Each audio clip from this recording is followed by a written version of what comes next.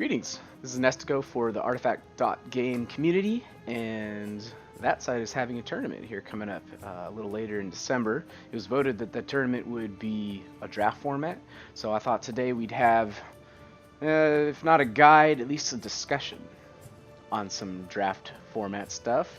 Who am I? I have created some content for Artifact.game community, but just for the joy of it, and it's not my, it's not my source of income or anything like that. But I've been following Artifact pretty carefully, looking at all the content, particularly around drafting, and the thing that I've found, which is really cool, is that even all the pros have different opinions. There are a lot of ways to do this. There are tier lists out there. There's over at Team Liquid, Rob AGJ has a AJG. He doesn't pay me either to get his name right. But he's got a cool article on the heart strategy, which gives you an idea of how you should be prioritizing your picks when you make them. But even that's not set in stone. And then you've got a bunch of pros that you can check out their streams. Life Coach is one, and he's a great example of opinionated drafting that works really well for him. He's got like a 95% win rate through the gauntlets that he's been doing, but he really hates blue and really devalues blue. And you have a lot of other pros that really favor blue, really like blue as a color in draft. I'll say that I was trying to draft the way Life Coach was drafting for a long time because I liked watching his streams, and I actually ended up doing better when I was drafting blue, which was interesting. So it's really cool. Feeds into the fact that what we discuss here is my thoughts on it. I hope it starts you thinking about some things, and maybe wanting to hop over to Artifact.game community, start a thread, start the discussion, or at least get you some tools to think about before we go into this tournament that's coming up later. So we're gonna do a little draft, and then I'll probably post another video that is us playing the draft. But this is the first pick, first pack. So at first in draft, you really want to be thinking about what the best cards are, and or picking cards that really kind of push you towards drafting a certain way later on if they present themselves. And both of those things will allow you to be flexible, or at least directed in your drafting as you go forward. I don't see anything that we're really going to hugely build around, although both these cards, Red Mist Pillager and Dimensional Portal, are pretty strong first picks. They're the two strongest cards in the pack. There is an argument for Stonehall Cloak being okay, but certainly not as a first pick. You don't necessarily need even the strongest items first pick. Maybe Blink Dagger is a first pick item, but these two are tremendously strong, and they have a little synergy. Dimensional Portal will let you go wide on a board, and if you also have a red hero there, you can throw down a Red Mist Pillager and just really ramp that board up and potentially even threaten the Ancient. Red Mist Pillager can get out of control really fast. At the very least, it makes your opponent respond, which means that they're putting resources into that lane, which means they're not putting resources into other lanes, which is good. Heroes. Winter Wyvern is not a first pick. Hero picking is probably, in my experience, one of the hardest things to do properly in draft, because the nature of heroes are that they're the strongest hero, the strongest things in your deck. They're the most important things. So in a pack like this, they can often be the strongest thing in the pack. This is not really that case because these are two really strong cards. This is a pretty mediocre hero. It's above the basic hero, which in black is nothing to shake a fist at, because Debbie's really good, the basic hero in black. But she's not good enough to snap pick first. It locks us into a color that maybe we don't want to do. And the worst case scenario is we play Debbie, which, as I said, is a really good card. So not a lot of argument for Winter Wyvern here. Okay. Alright, well, this is one of those bummer second packs where you don't have two cards jumping out at you like we did at the first one. So what do we do in this case? Well, just go down the line and kind of at least get yourself to a smaller pool of cards to think about. Defensive Stance is garbage. We wouldn't pick that. Hellbear Crippler is red filler. if we can avoid it on the second pick, he's not something we want to be doing, because it's more something we're happy to see on like the fourth or fifth pick in a pack, because he could be played, but we're not super happy about it if we're playing him. Strafing Run is kind of meh. That could be my life coach influence talking, because he's blue, but it's a playable, but something that I would potentially take out if I needed to cut down cards, because it's just a little bit of chip damage. That's not even that great chip damage. It can end up being sort of an unhelpful card in your hand. Trebuchets, same kind of thing, a playable, but not really one we want to be playing, or certainly picking second. Arcane Censure is garbage. And Ravenhook is, he's decidedly meh. Vool Martyr is very good. We don't have any green yet, but this is the second pick, so why would we necessarily? Iron Branch Protection, same thing as these. Something that we could play if we had to, but something that we'd like to have strong enough cards that we don't have to play. And then Furlight Mantle Claymore are pretty meh. In this group of cards, I'm probably going with the Ravenhook and the Vool Martyr. We're not, hell, there's an argument for this as well. Let's see, the Ravenhook, condemn a random item equipped by the unit blocking Ravenhook, get gold equal to the base cost of that item. So this is one of those things that you need to really think about how it's actually going to play out in a draft scenario. Pretty much everybody is using at least 3 of the cloak, the basic health item, and probably 2 or 3 of the sword as well. And those are the items that are come out first. Even if they have something ridiculous like a Helm of the Dominator that they pull out later, it's probably going to go on somebody who already has an item or 2. So best case scenario, you find a way to get Ravenhook down in front of a hero that you want to take some of their items out, and then you have a 50% chance of getting the one you want. That's assuming that they've put that item down. So don't get me wrong, if you kill their Horn of the Alpha with this guy, you are one happy camper. But the things you have to do to make that situation happen are potentially prohibitive, and to the point where you'd want something else in your hand, and certainly on that 6th mana.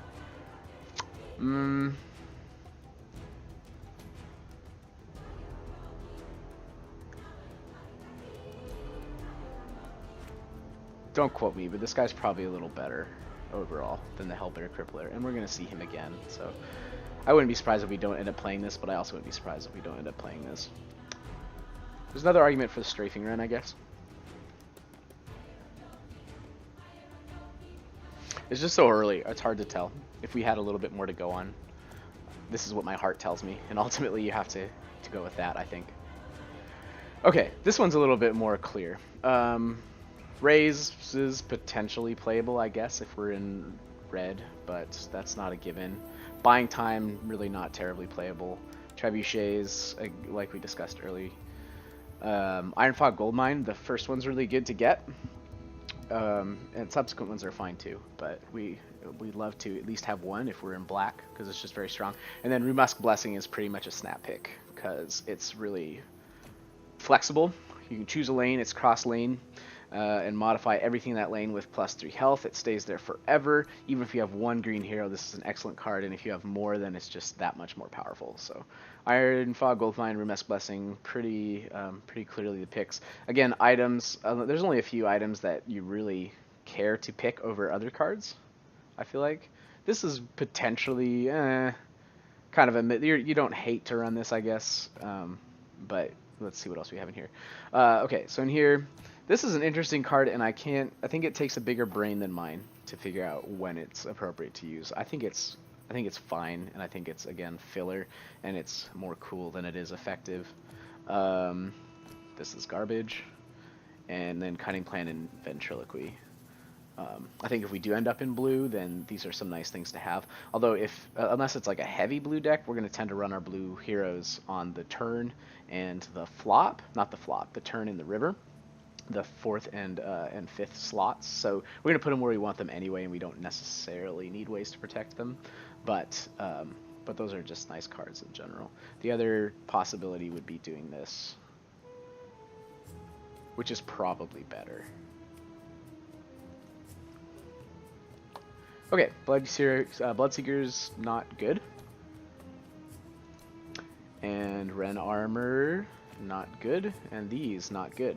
So we're going to take the random hero over Bloodseeker because it doesn't get a whole lot worse than Bloodseeker as far as power level goes. The basic hero is pretty much more effective than Bloodseeker. So between these two, these are both pretty bad. I don't know. Well, neither of those are going to end up in our deck. And those are both pretty bad too. I don't know, Storm's kind of cool. But again, I think I'd rather, all things considered, have the basic hero. I like to utilize the bench to kind of get a good idea of what playable cards I actually have. That'll help me make a decision. I'm going to put Storm on the bench.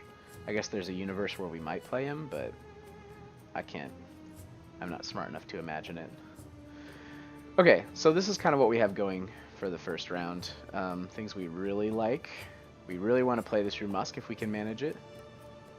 We would like to play the Gold Mine. We'd like to play the Dimensional Portal. We'd like to play the Red Mist Pillager. So we kind of have like one thing that really lends itself well to every color so far. Okay, so going on to this pack. Vesture of the Tyrant, super cool. If we had already picked like a bunch of gold generation, this would be a considerable first pick, but only if we had that critical mass. We have the Iron Fog Gold Mine. There's a good chance we'll get that stuff later.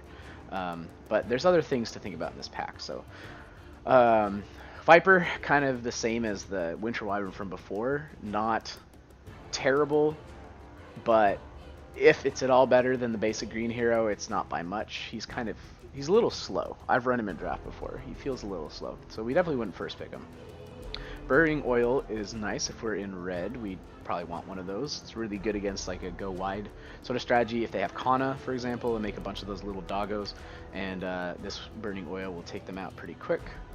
Oglodi Vandal are just gorgeous cards. Wonderful stat line. They've got the 4 that can make them take out creeps without dying, and they deal the 4 damage to tower. They're just really nice. But they're not as nice as Tyler Estate Censor, giving the enemy tower -1 mana. If you can do it on initiative on the second turn, you can deny their turn 4 plays, which are big. Lots of things cost 4 in Artifact. So Tyler Estate Censor is probably going to end up in our picking pool. Rumusk Blessing, really good for the reasons we described. And then Selfish Cleric is really good also. If you give him a little bit of a buff, he can kind of end up being unstoppable. If, for example, we Rumusk Blessing his lane, he could stand against a hero for, some heroes, for potentially a long time and just continue to heal himself. So he's very strong also. This is a hard set of picks to do. Because you can make an argument for the Blessing, you can make an argument for the Censor. I think I like the Censor because I'd like to end up in black. I like the Cleric because I'd like to end up in green. The Vandals are good too. That's really hard.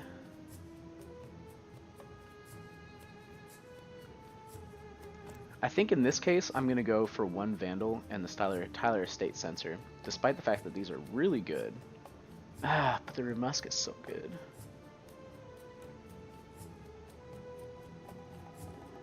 I think we're going to rely on the kindness of future packs. This really kind of helps us solidify into green, and we already, like I said, we'd like to end up in black. So we'll go with that. Alright, this pack is not as good. Venomancer is fine, so this is one of those hard situations right here, where we're early enough that we're still not locked into anything. Venomancer is potentially something that would be really good for us, even as a blue splash, because he does a lot on a lane in and of himself.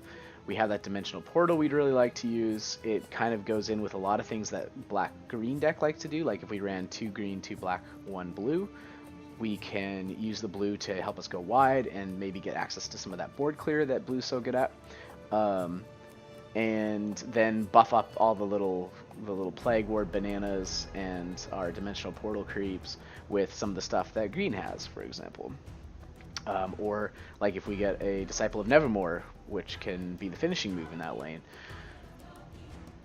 It's still early enough in the pack. Well, this guy's definitely better than the basic blue hero. Playing Jomoy doesn't feel great. This might be wrong, but I think I'm going to pick that as one of the picks because I'm not super impressed by anything else that's going on. We've got the Red Mist Pillager, and we haven't seen a heck of a lot of red since then. We've got Burning Oil, which is good here. Smeevil is playable. Clear the Deck is playable. We're probably picking a blue card otherwise. The Arcane Assault is better if we have multiple blue, because it's basically a get initiative thing, which sets you up for a big blue spell generally in the next lane. There's stuff in black and green for sure. Well, mostly black, like chip damage, coup de grace, that kind of thing, that we might want initiative for, but that's hard to tell already. Messenger Recruit is fine. As well.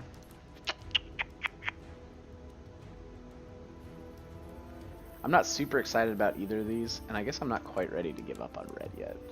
So this is sort of a feeling pick. I'm going to hit that Burning Oil in case we just get a hero that dictates that we're going into red later on. Which is hard to do. That's why it wasn't a great option, because we picked that Venomancer, which again, also potentially a suspect pick, but at a certain point you just make these decisions and then run with them. And I'm sort of being wishy-washy with that last pick, sort of splitting my intentions for splash. And I guess we could also end up not being in green. We just had the 2 Remesk Blessings. Okay. Pick a fight. I like it, but I see why it's not that great. Hellbear Crippler, again, red filler. Lightning Strike, eh. Diabolic Revelation, not terribly great. Pick Off, fine. Cross lane potential, but to quote Light Coach, he doesn't like the chip damage in black because the black basic hero, which you often end up playing, comes with 3 bits of chip damage, so your opponent should be playing around it anyway. Excuse me. And additional is just kind of... it could be redundant. However, Mr. Life Coach is not infallible, while he is much smarter than me. So I can go with that. Divine Intervention could be good as a one-of if we end up more in green. We just really haven't seen any green. And I'm wondering if there's a world where that continues to be the case and we want to pick up this Hellbear.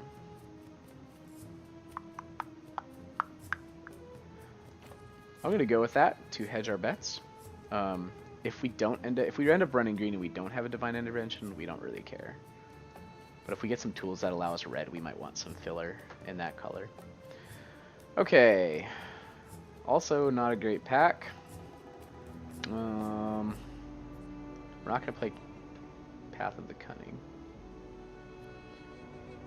Probably not going to play Fractured Timeline.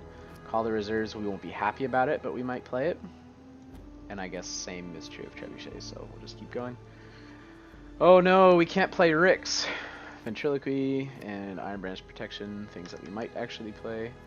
And wow, those are 2 really good last picks. Assassin's Apprentice is a fabulous card that just fills out your early curve for black and can be like a 3 damage nuke later on when you curve it into something. And then of course Gank is some nice cross lane control in black. So as a last pick, that's just crazy. Okay. So there's a couple things going on here. We've got a Prelix, which kind of feeds into the same idea as that Venomancer that we picked. A going wide situation, giving us value that we can just passively get in lane by summoning extra creeps, having these barracks that summon extra creeps, and then either using green to buff it up, or more likely using black to push with a finishing move. This Disciple of Nevermore is a really strong argument for that. The Rebel Decoys are obviously fantastic, and the Assassin's Apprentice, like we talked about. But I think I want to go with these 2. The Prelix, it's not necessarily a first pick situation in a vacuum, but because we got that Venomancer already, because we're kind of already looking at our win condition being going wide, I think it's okay. So we're going to draft with a plan, if not card quality. Sorlicon would have been nice for that plan, but of course we can't have both of those things. The Vandal is lovely, as we know. And Murder Plot's pretty cool. Path of the Dreamer is nice for green, but it's sure not looking like we're going to be in green. Everybody picking green today, so there's none left for us. Crippling Blow, meh. Strafing Run, meh. Collateral Damage, majorly meh. Meh. Good, but not in our color. And then 2 items we don't really care about. So these are two pretty clear picks, I think.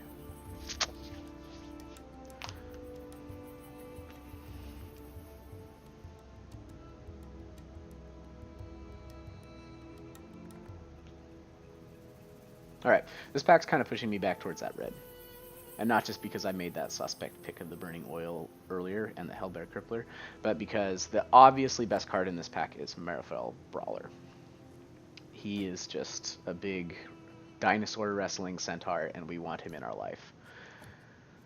Routed is also playable. It's a little clunky, but especially if we end up, I don't know, getting some nice board clear with blue and some hero kill with black, we could be cycling a lot of their dudes back to the fountain, and if we hit them with a routed at that point, it could be really nice. The Arcane Assault and the Murder Plot are also fine, but let's go ahead and call this a black, red, and blue deck. Stars Align doesn't help us with green. Braces of Sacrifice, kind of cool, I guess, because not playable, not playable, not playable. Meh. I think we need more red for that to be very playable. Ooh, a Payday, that's nice, especially this late in the pack, and I guess a Strafing Run. New Orders, Keen Full Plate, okay. Alright, so we take a second to pare down what it is we're not going to play. I think we're pretty clearly not in green at this point. We're not going to play the Cream Full Plate. We're probably not going to play him. Probably not going to play him. He's this Assassin Shadow, again, cool, but really counter-synergetic to our strategy of making the boards white. Excuse me.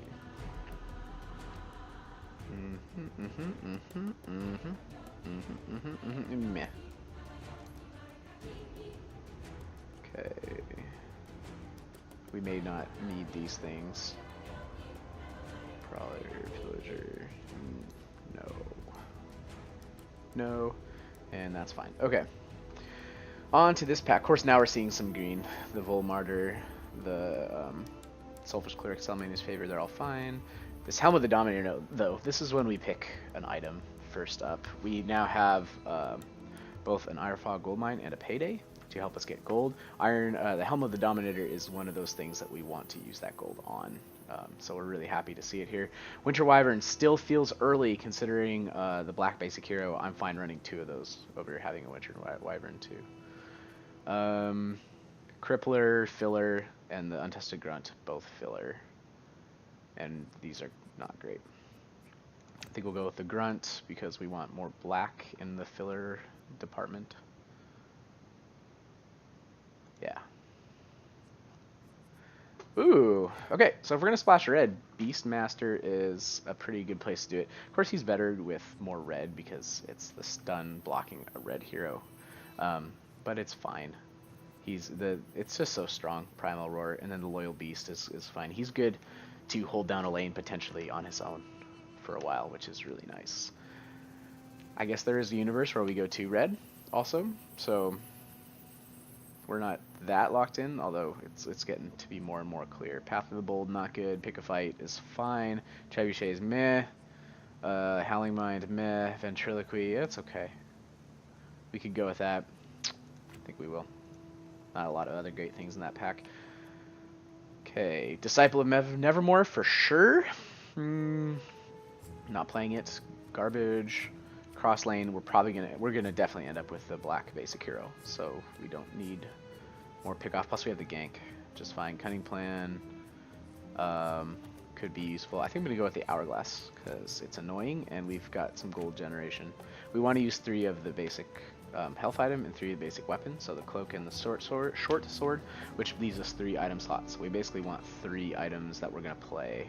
It could be these 3. I think Bracers of Sacrifice is pretty cool. Red Mist Maul, though, is one that could be played also. Okay, not a lot going on here. I guess we go with the Maul and the New Orders, which may or may not get played. I guess we'll go with the grazing shot, pick a fight. May or may not get played. And there we go. 2 more things that won't get played. Ooh, it's tempting, but we've got our 2 blue heroes, so we're gonna pass up him. Iron Fog Goldmine number 2, which is really nice. Another routed, which is probably overkill. Another gank, which is probably fine. So we'll go with that. We'd really like to see a black hero here. Yeah, we'd really like to see a black hero. Like a good one. That's better than Debbie. So we can do 1 Debbie and 1 whatever we pick up. Red Mist Pillager. Still good. Tyler Estate, no. No, no, no. No, and no. We can do the Magicking Maul. That might see play. Another Venomancer. Overkill. Apotheosis Blade. Do we dare? What else is going on here? Foresight. We probably want the Foresight. We got another pick, though. Buying time. Better late than never. Nope. Nope, nope. Wow, I think it's the Apotheosis Blade. That's exciting.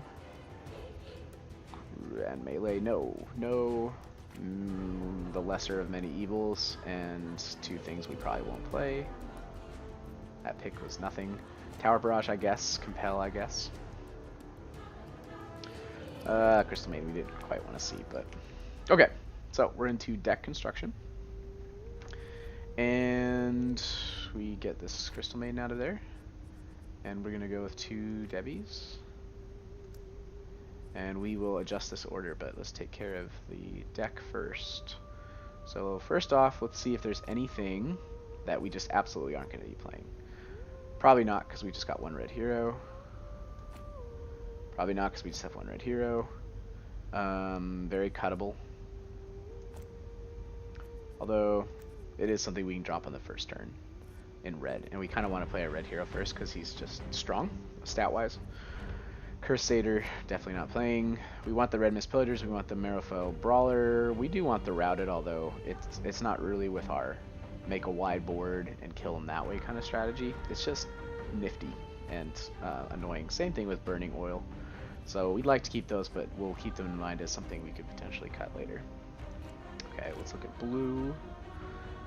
So we have a lot of chip damage already. With 2 Debbies, we're going to probably keep those 2 ganks we had. This is probably not necessary.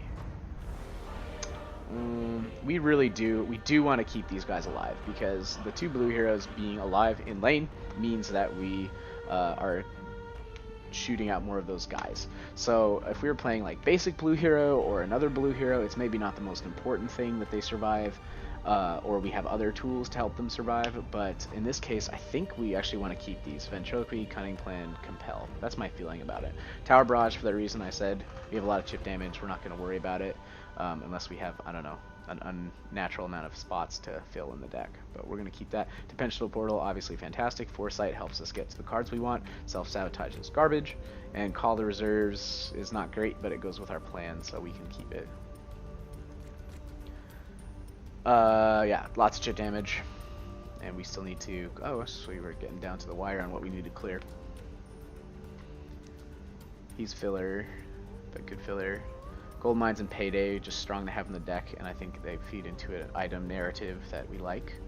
Murder Plot is cool, but perhaps not necessary. We have the 2 ganks, we have 6 no accidents. I think we're fine without that.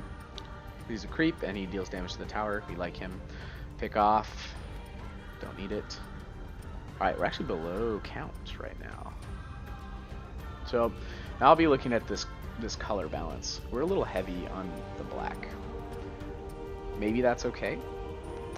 Maybe we assume that our blue heroes could be dying, and we don't need to worry about that, but we actually have some space. That's unusual. That doesn't usually happen to me. Usually I'm cutting things down, which could mean that our card quality was not great when we drafted, but I feel like we have an okay plan going on. Is there anything that we want that is not already in there? We don't want any of that.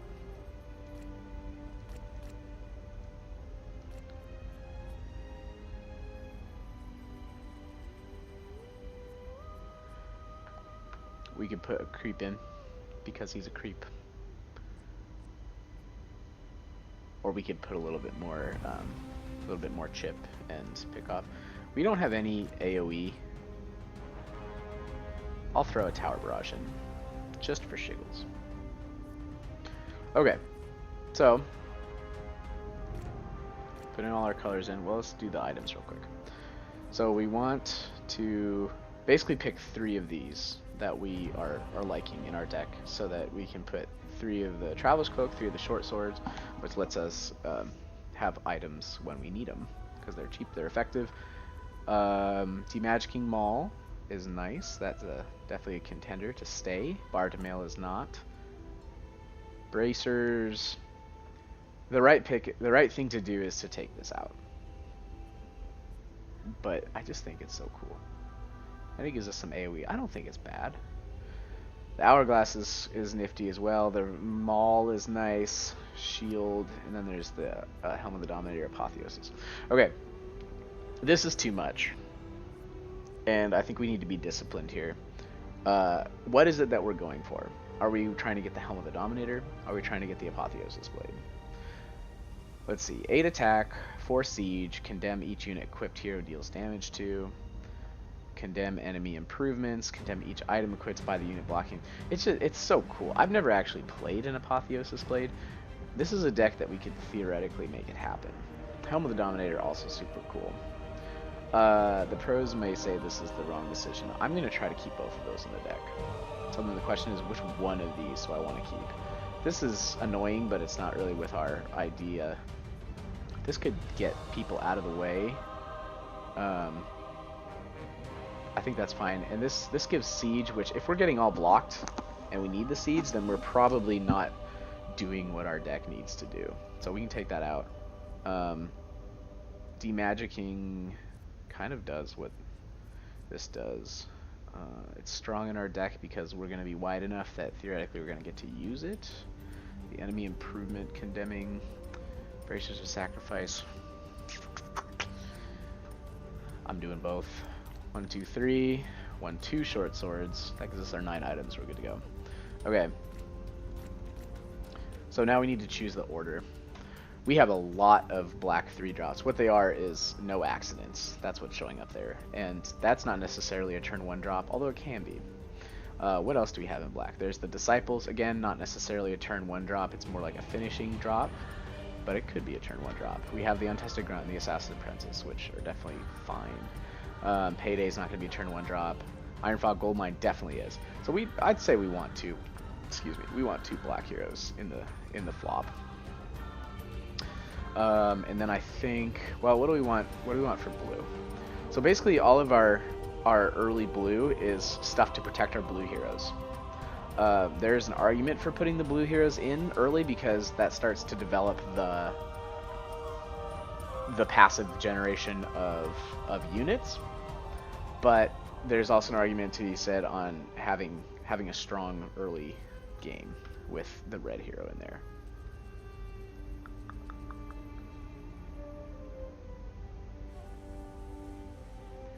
Really, these things are in the deck with the express purpose of protecting the blue heroes so that they can get their stuff down.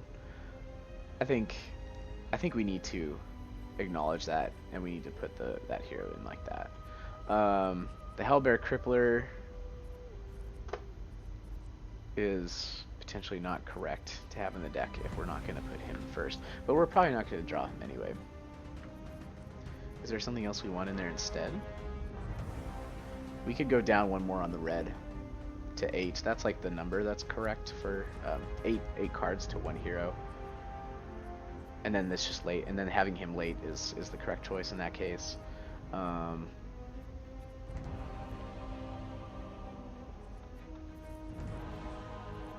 Is there a blue early thing that we want?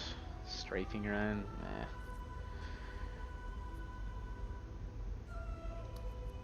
I'll do the pickoff for another cross lane. Okay. Registered. Alright, that's the deck. That's the build process. I will do a separate video where we play the first round of this casual Phantom draft. Thanks.